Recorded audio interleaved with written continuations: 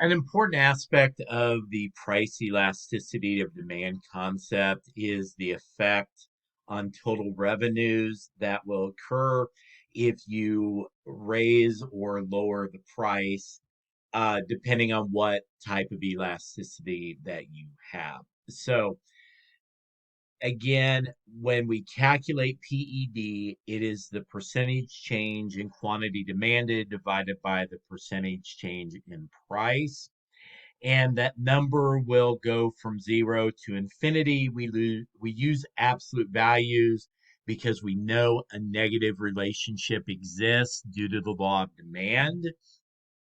And so if that number is between 0 and 1, that is inelastic. If it's above 1, that is elastic. And 1 exactly is a special case we call unitary elastic, where increasing the price has no effect on total revenues.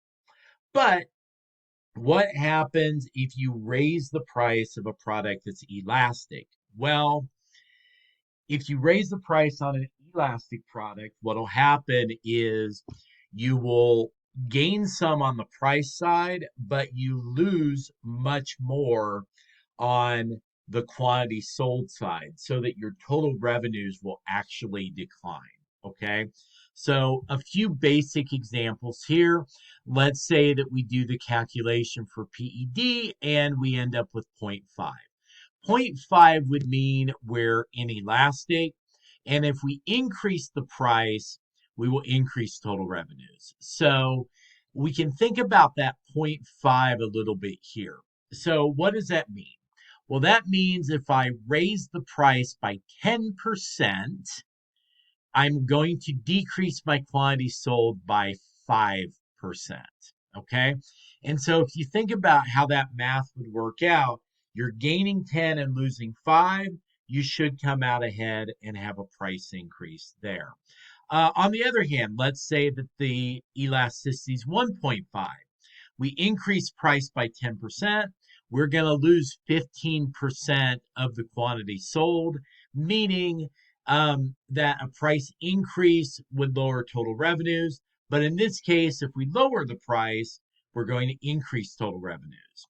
Another example here, point 0.1. Point 0.1 means we are very inelastic. So if we increase the price by 10%, we're only going to lose 1% of our customers, at least quantity sold, which means that our overall total revenues are going to increase. Okay. Uh, and so these revenue rules are really important to think of when you are running a business, because if you raise the price on an elastic good, you run the risk that consumers are going to buy a different brand or shop elsewhere, and your total revenues will decline.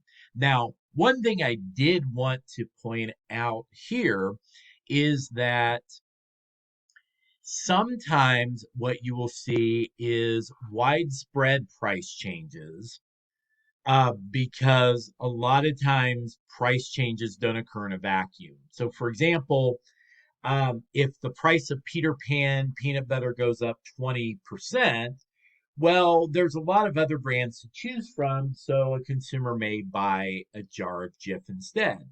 However, a lot of times these prices are all going up at the same time because what's affecting Peter Pan's production may also be affecting Jif's. For example, what if there's a major shortage of peanuts? Well, that would cause the supply curve of peanuts to shift to the left, increasing the price of peanuts. And of course, if the price of one of the raw materials for making peanut butter increases, the price will increase as well. And so that may account for why products would intuitively seem to be elastic, but exhibit characteristics of inelasticity when inflation is more widespread. Now, when we're talking about inflation, we're veering a little bit into macroeconomics, but I did want to point out that what's important a lot of times is not absolute pricing, but relative pricing. Did my price go up vis-a-vis someone else? Okay.